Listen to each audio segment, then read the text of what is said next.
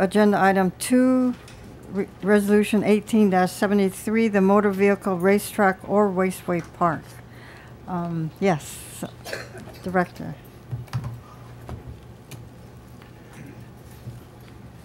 Good morning again, Chair Kobayashi and council members. Michelle Nakota from the Department of Parks and Recreation. Administration supports the intent of Resolution 18-473. The Hawaii, as you know, the Hawaii Raceway Park was operated by a private company, and it's not usually a function of Department of Parks and Recreation. In Utah, actually, we had a raceway park, and it was called the Larry H. Miller. So it was operated by a private company, Larry H. Miller, who owned a car dealer, and it worked really well. But it's kind of classified as an amusement park type facility, like a mini golf facility and so on. So, but we do support the intent of it, and thank you. Thank you. It doesn't specify where this would go, so we need your collaboration and coordination when we move forward on this. Thank you. Thank you. Any questions for the director? Okay, thank you. Lee Cobain. Good morning, Council. Happy Tax Day. My name is Lee Kobe, and I'm with DRAGS. It's Drag Racers Against Gangs and Graffiti. And I'm here to testify in support of 1873. My main focus, I'm not going to harp into the importance of a racetrack. Everybody knows that. I got some really important people like Ed Kemper here and the UH racing team that needs a place to test their cars. They'll be talking about that. My main thing I want to do is focus on a particular property at Kailailoa. I've been involved in motorsports for about 35 years, and my opinion, my professional opinion, is that there's only one place here in Oahu for such a venue, and it has to be in Kailailoa area, particularly that park pending parcel section, which is the Eva Airfield, and I'm aware there are very historical significant landmarks on that property. I've been in touch with Brad Hayes, the author of Barbers Point NAS, and so we're going to take high considerations on those historical landmarks if this property is chosen for the racetrack. My proposal, and I support that we preserve and restore the airfield as a historical airfield park, and then look into how we can implement a racetrack around that area. I'm here also for Brad Hayes, and he had 3 points he wanted me to address to the council. That if that Eva Airfield is restored, it would be helpful for civil defense support in case there's an emergency, because right now we don't have an area for helicopters to land. If there's an emergency here, like a tsunami or a hurricane, Kailailoa Airport will be inundated with C-5s, C-17 cargo planes, and there will be no area for a landing zone for helicopters. And that's a really important point. And also to support restoring the Eva Airfield back. I mean, right now it's just a Kiawe jungle. It's full of trash, and it's kind of sad. Also, he also said it would be a potential film site, and that would bring a lot of revenue also to the city and the state. As far as in closing my testimony, I really just want to focus on that potential property and have the council look at it and go from there. Anybody have any questions? So what is the minimum that's needed? You know, I hear people saying 100 acres, 200 acres. It depends on how many different tracks we're having on it. If it's just a drag strip, the length needs to be about 4,000 linear feet. And there, right now that there's a landing strip on it that would accommodate that. 200 acres, you know, the best thing to do is find out exactly how many acres there are in Hilo, Big Island, Kauai, and Maui, and then we can determine exactly how much area we need. But that parcel is about 400 acres. I could see it happening in 200 easy. This is Councilmember Pine's district, so yes, we have to be very cognizant of that. Oh, definitely. I think she knows me. I'm the skier. Okay, thank you. Any questions for the test? Yes, council member. So, as you know, other race groups are looking at the Kailua area too, and the other race groups are also looking at different parcels in Kailua. Yeah, they're talking about parcel 9. Yeah, that's by the closer to or the Plains land. They've been and things looking like at that for 12 years and nothing's happened. So it seems that the director of Hawaiian Homelands is not in favor of negotiating with another racetrack organization because of the difficulty in getting rent from the previous one.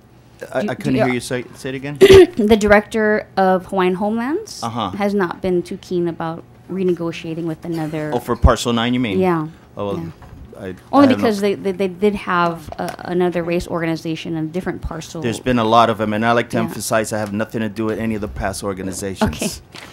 So it seems, here's the problem from the elected official standpoint, and I was talking to other elected officials, is there seems to be that there needs to be a new group developed that can speak for everyone and focusing on different plots of lands. The Kailua area is a very interesting opportunity, but you have to look in what the federal government specified we can and cannot put there. We can't have any for-profit organization there, Oh, although a absolutely. racetrack is a perfect for-profit place. So if you're going to choose some of the city portions, which is what you're talking about, it gets a little complicated. You'd have to create a nonprofit that would allow people to come in for free, and then a for-profit funding the nonprofit somehow. So Sure. it's kind of a gray area, but I see as a possibility. If you go look back to Parcel 9, a new group would have to renegotiate with Department of Hawaiian Homelands, and those lands are not as restricted as the ones that the city owns, because that's supposed to be only for parks. I have no So- interest in parcel 9. Yeah, okay. So what I would do is really try to get an organization together, like a nonprofit, form a nonprofit, or partner with another nonprofit that already exists, and start really looking through all the paperwork of what we can legally put as a city there. And then also work very closely with our congressional delegations, who I would like to reopen conversations with, because there's just so many restrictions. And that's the reason why the city hasn't really taken over the Kailua lands yet, because of the restrictions. Sure. I've been in communication with Tulsi Gabbard's office on Oh, this. okay. I was on the board of Parks and Recs. I know Michelle and Nakota really good, and their whole team. They're awesome people. I actually resigned from the Parks Board to push this initiative. Okay, Because great. I want to recuse myself from being on the Parks Board, obviously. I can't be voting on something I want. And also Brad Hayes, who's the historian and the executive director from the Barbers Point Aviation Museum. He knows everything about that place. Great. Awesome book. I hope you guys see it one day. Listen, read it one day. So I think that should be the path that we move Yeah. forward then. Is But really- I would like to ask you, can we address that potential property before organizing this whole nonprofit and all that stuff? Because I'm going to tell you, if it's not there, it's never going to happen. And we'll be wasting our time getting a nonprofit group and all that stuff if there's no property. Right now, we need to know if that Eva Airfield is a potential property. Now, if you tell us, forget it, stop dreaming, that's cool. We'll go away. But that's the heart of this. Is that property potentially available? Because if it's not, you guys are going to have to race over the Big Island. The reason why I'm saying you need to form a group is because of the complexity of this land. And we have so much to do here as leaders, and this is the stateside guys are telling me too that this is a complex issue. And then if the advocates did a little more work, and I'm just speaking on Sure. behalf of other elected officials to help you understand why this hasn't moved, the advocates need to move in unison. They need to be clean, you know. Oh, absolutely. no I- back rent owed to any public. Well, I told entity. everybody, anybody Yeah. who gets involved, I'm going to do a background check and a Yeah. credit report on you. Yeah. So. I'm serious. So that's why I'm saying to form an organization, get friends that are lawyers. Everyone has to look over the BRAC documents, which is basically when the military turned over all these properties to the state, city, and other private Definitely. entities. And then you have to find a way where this is going to work legally. and then work with your congressional absolutely. delegation as well as local elected leaders to show that it can happen. Because we don't have the time to do that. Oh, I do, and Yeah. I Yeah. work with you on it, and I appreciate that. And as you know, I support. And what you also, guys are doing. I want to propose that this be a no cash venue, credit cards, debit cards only. Because, like I said, I have a lot of experience with the venues from before, and when you get rid of the cash, you get rid of the trash, and that's why we don't have a track right now. Interesting. Well, anyways, that's Okay. my action plan for you. Absolutely. But I will support this resolution, Chair. Any more questions? Yes, Councilmember Anderson. Thank you, Chair. Are there any other properties besides Department of Hawaiian Homeland's properties that your organization is considering? Not that I looked at, and the reason that I'm deterred from that is the group from before has looked into all of that for the past 12 years, and nothing has happened. This particular area, the Ever Airfield, I think it was granted from the Navy to City Parks and Rec, is still pending, I think in 1999. So it's been sitting there. I like to know what's the status of that. I've talked to National Park Service, who was the liaison between Navy and City Parks, and I literally have called them 20 times, emailed, left messages, and somehow I was told it's a very sensitive subject. I don't know what that means, but they won't even give me the disposition of that property. And the reason I ask is because, as I'm sure you know, the mission of the State Department of Hawaiian Homelands is to provide properties for homesteading benefits for Native Hawaiians. And I'm not certain what type of opposition you may run into from Native Hawaiian organizations who would rather see the department further their mission of providing homestead opportunities. In the so it may Eva be Airfield? helpful In the if Ever you could provide Airfield? something else. In the Ever Airfield? Is that what you... Do they have jurisdiction over that property? I'm not sure who owns that particular The Eva piece of Airfield property. right now? Right now it's in like escrow limbo between the Navy and City Parks and Okay, Recs. so then if it's between the Navy and the City Department of Parks and Recreation, then that wouldn't be a piece of No, property that's no. under DHHL ownership. Exactly. But as far as you're aware then, there in fact are other properties such as this EVA property that are being considered that are not By under the past DHHL groups in the jurisdiction. last 12 years, which have gone nowhere, yes. Okay. Yeah, So which would is it be your part- I preference keep then? hearing about Parcel 9, Parcel 9, Parcel 9. And I'm going to be frank, if that's a potential, why hasn't it happened? And I don't want to get mixed up in Right. that mess.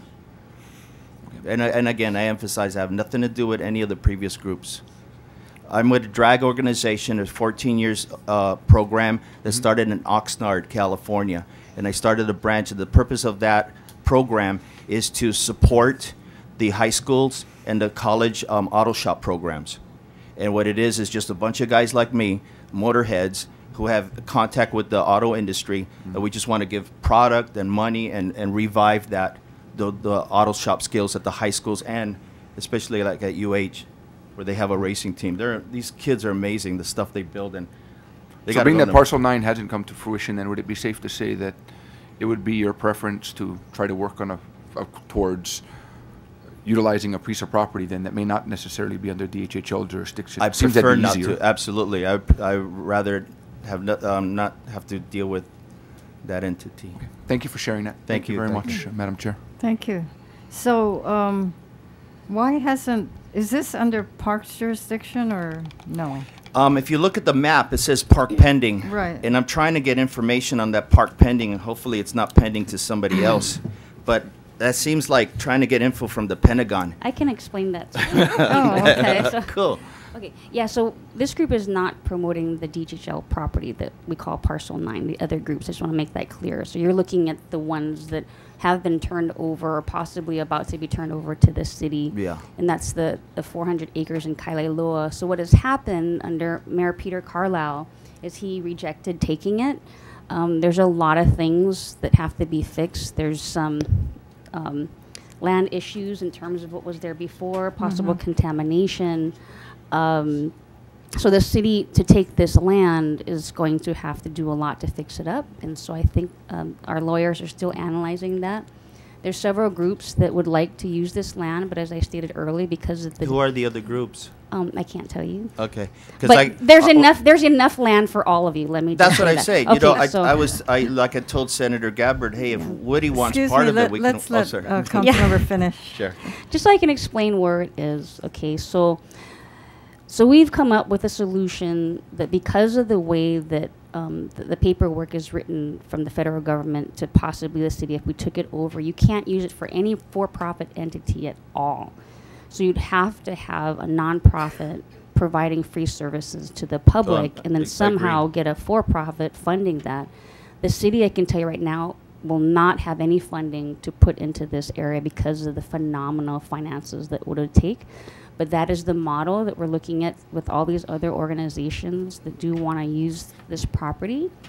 And again, so I encourage you to get all those documents that you could probably get from Tulsi Gabbard's office. I'll try. Yeah.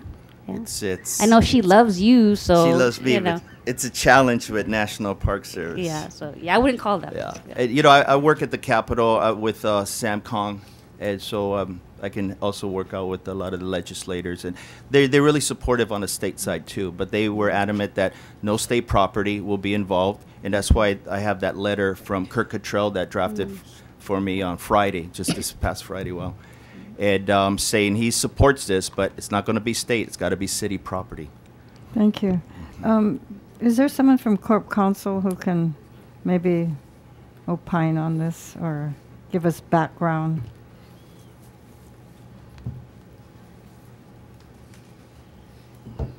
Don Sperlin, Deputy Corporation Counsel. As to the Kalailoa acquisition, the city has constructive possession. We don't have.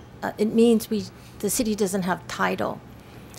As far as the acquisition, right now, recently the State Historic Preservation Department or section reviewed the proposed conveyance document. The transaction was delayed quite a bit because of some problems or issues concerning historic sites and that airfield area. So the feds we've put off the transaction while they continue to do their necessary due diligence requirements. Hopefully the transaction will be completed. We're looking at the end of the year, but we're just waiting for the federal government. And although what the relationship is, BRAC turned over the property to the National Park Service.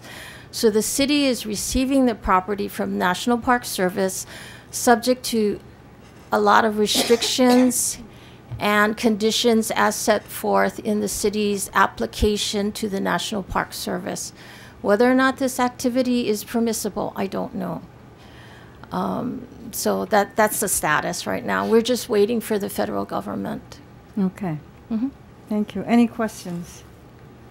Thank you. Can I just make one comment? Thank you. On, followed by Dwight Matsuo. Aloha, thank you for having me. And I brought my checkered flag umbrella to commemorate this testimony. So I've been involved in racing in Hawaii for many, many years at Hawaii Raceway Park, and I want to emphasize how fully utilized that facility was, and hopefully this new proposed one will be likewise. Obviously, it depends on the design of the track, but it could include drag racing, sports car racing, circle dirt track, etc., etc., etc. Because when Hawaii Raceway Park was open, it was difficult on weekends to get a date if you were a competitive group because there was so much activity and there was a lot of spectators there. And then during the week, they brought tourists there to drive around in Formula Ford cars. So it was 7 days a week.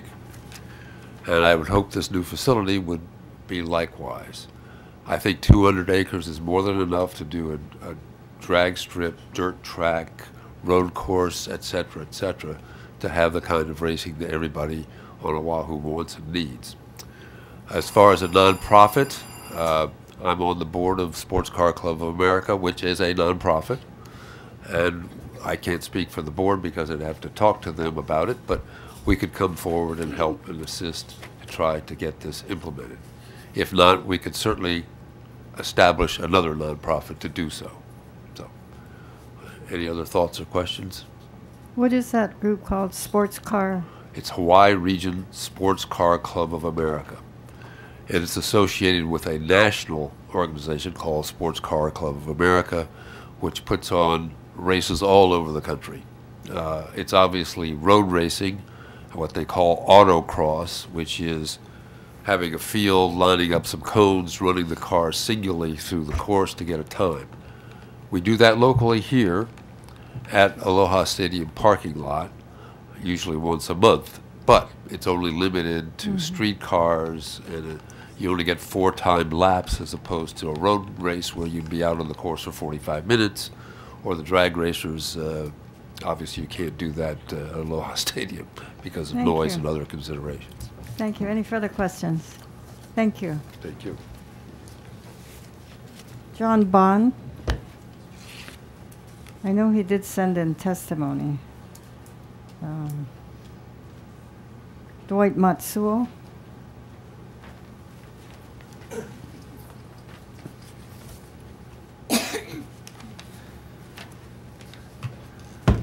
Good morning, everyone. My name is Dwight Matsuo. Like Chris, I'm a mechanical engineering senior at the University of Hawaii at Manoa.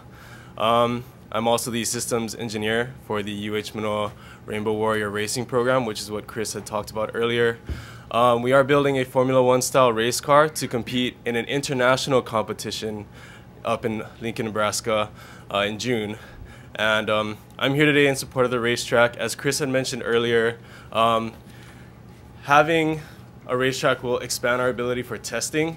Just to give you some idea of what is involved in designing the car, it involves all facets of mechanical engineering, including aerodynamics or fluid dynamics, statics, kinematics, and material composite research. Those are all very vital resources to the advancement of STEM and technology in the world. As of right now, Hawaii is not recognized as a leader in STEM, I feel. In terms of engineering competitions like these, we don't fare so well normally. So what the track will allow us to do is conduct standardized and consistent testing that we're not able to do. We're currently testing at the HCC Fire Science parking lot. There's a lot of gravel there. It's far shorter than a quarter mile.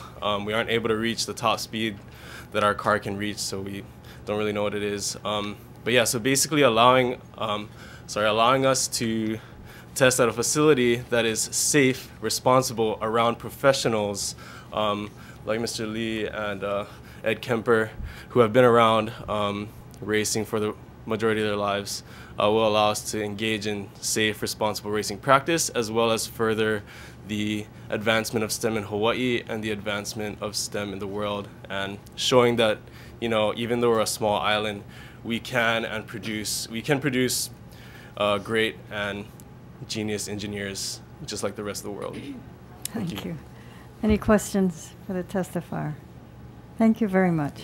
Thank you. Anyone else wish to testify on this? Yes, please come forward. Good morning, Chair, Vice Chair, Councilmember Pine. My name is Scott Shimomura. I stand in support of 1873.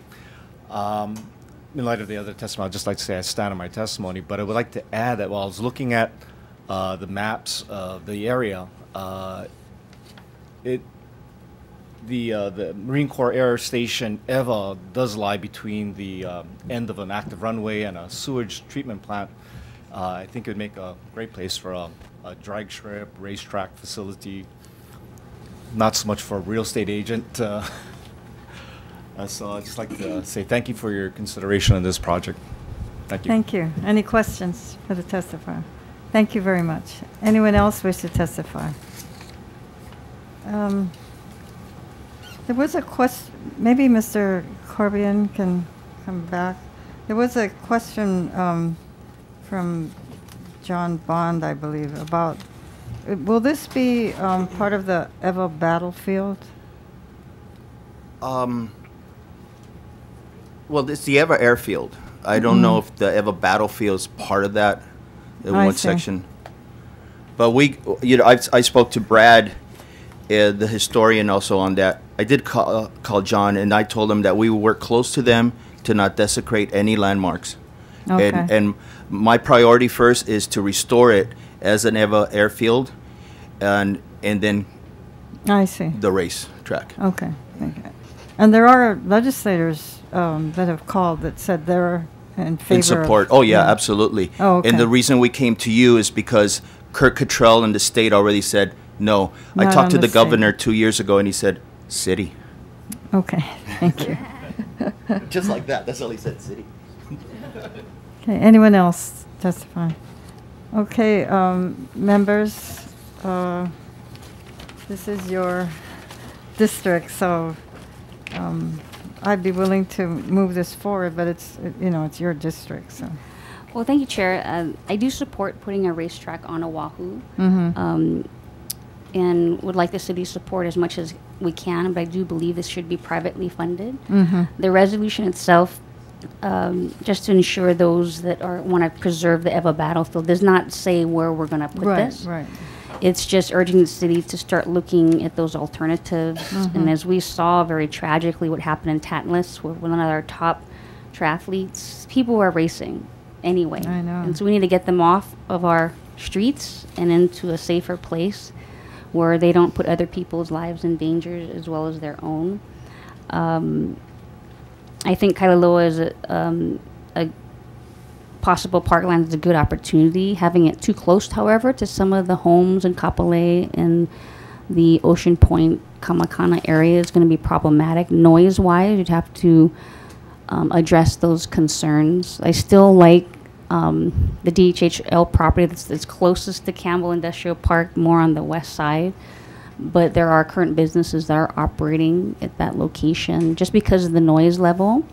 And also, if we do have a racetrack on that side, we could possibly improve the roads for better access to the freeway in terms of clogging our roads.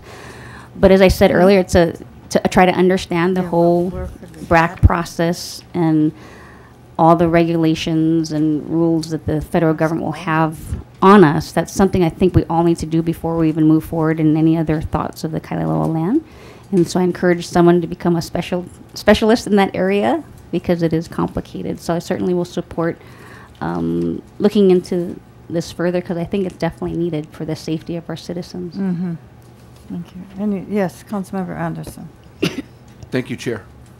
In support of your legislation, I certainly agree, Madam Chair, that there is a need for a racetrack on Oahu so that we can service the needs of our racing community.